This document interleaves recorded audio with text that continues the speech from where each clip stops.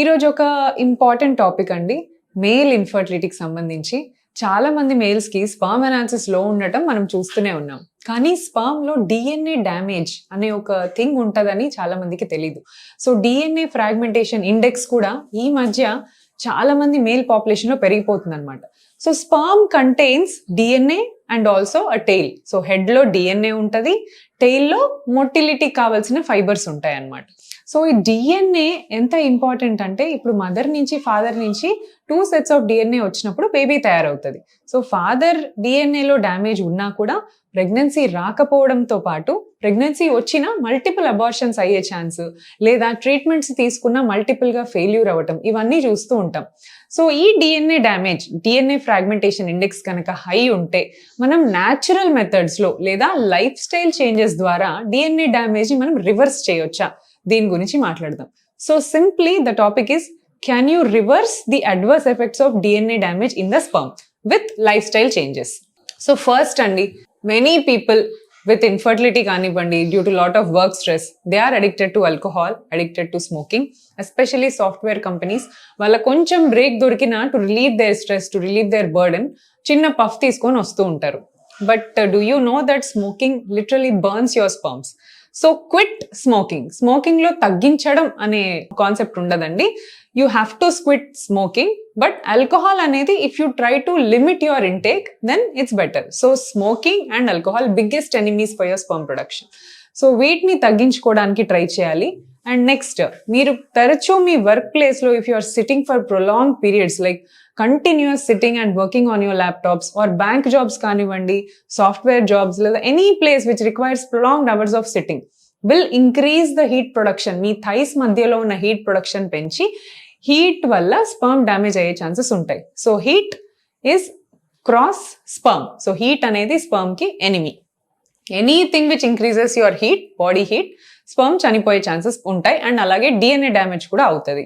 So heat exposure avoid చేసుకోవాలి. ఇంకొకటి diet. So ఈ హ్యాబిట్స్ పక్కన పెడితే, first of all you take care of what you are eating.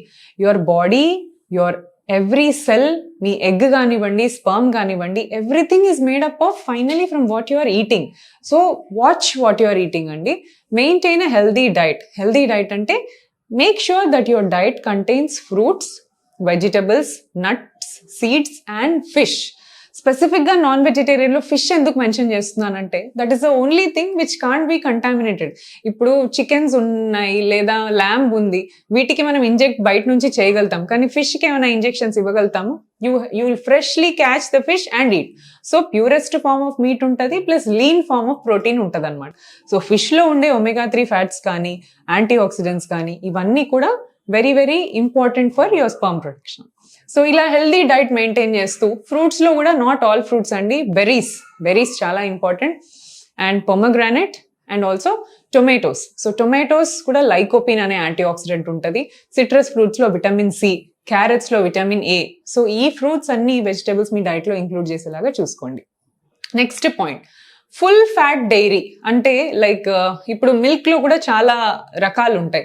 Skimmed milk అని, toned milk అని, అలాగే ఫుల్ ఫ్యాట్ మిల్క్. మనం నార్మలీ చిల్డ్రన్కి ఫుల్ ఫ్యాట్ మిల్క్ ఇస్తాం, ఎందుకంటే చిల్డ్రన్స్ బాడీకి బ్యాలెన్స్ డైట్ కావాలి. సో ఫ్యాట్ ఉండాలి, కార్బోహైడ్రేట్స్ ఉండాలి, ప్రోటీన్ ఉండాలి. సో ఈ ఫుల్ ఫ్యాట్ తీసుకోవడం వల్ల మన బాడీలో ట్రాన్స్ ఫ్యాట్స్ ఎక్కువ అయిపోయి, సాచురేటెడ్ ఫ్యాట్స్ ఎక్కువ అయిపోయి, అన్నెసరీ ఫ్రీ రాడికల్ డ్యామేజ్ అనేది జరుగుతూ ఉంటుంది. సో ఫుల్ ఫ్యాట్ ఉన్న డైరీ ప్రొడక్ట్స్ అవాయిడ్ చేయండి. అలాగే too much oily, too much caffeine and tannins like which are found in tea and coffee, excessive of tea and coffee intake ni kuda avoid cheste better. So this is about what to avoid. And processed meat ante బాగా crush చేసి, ground చేసి పెట్టిన meat, ఇలాంటివి కాకుండా freshly cut meat అయితే better. Next, healthy weight.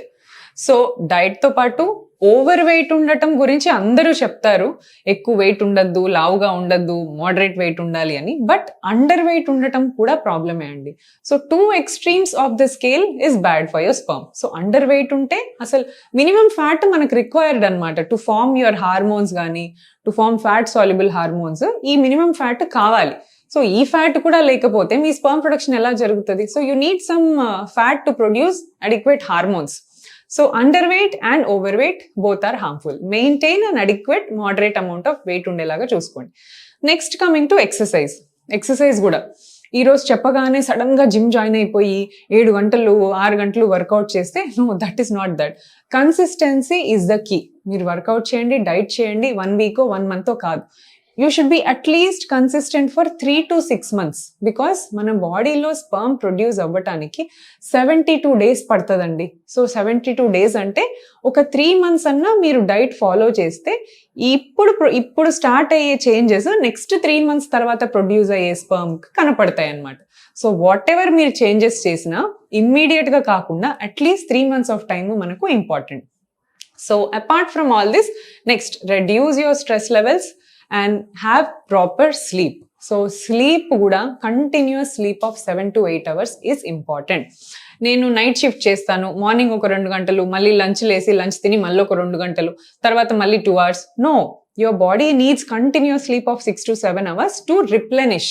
So బాడీలో ఉన్న repair mechanisms activate అవ్వాలన్నా ఇంత కంటిన్యూస్ స్లీప్ ఉంటేనే జరుగుతుంది అనమాట. అండ్ స్ట్రెస్ లెవెల్స్ మీకు తోచినట్టుగా, కొంతమందికి yoga will relieve stress. Few people will say dancing is their stress relief. So whatever is your mechanism, మీరు అడాప్ట్ చేసుకోండి. సో స్ట్రెస్ అండ్ స్లీప్ కూడా మంచిగా ఉంటే then your sperm production and DNA డ్యామేజ్ని మనం reverse చేసే ఛాన్సెస్ ఉన్నాయి. సో ఒక పర్సన్ని ప్యూర్లీ లైఫ్ స్టైల్ ఈ చేంజెస్ మీద పెట్టామండి. సో డిఎఫ్ఐ ముందు చేసినప్పుడు it was 30. And after 3 months of regular exercise, proper diet, his DFI reduced to 15. So DFI more than 15 ఉంటే harmful అని కన్సిడర్ చేస్తాం. సో 30 ఉన్న DFI మనం 15 కి రెడ్యూస్ చేయడం ఒక పర్సన్ కి కూడా చూసాం మన దగ్గర ట్రీట్మెంట్ తో. So with adequate medication, proper diet and proper weight, everything can be managed. Thank you.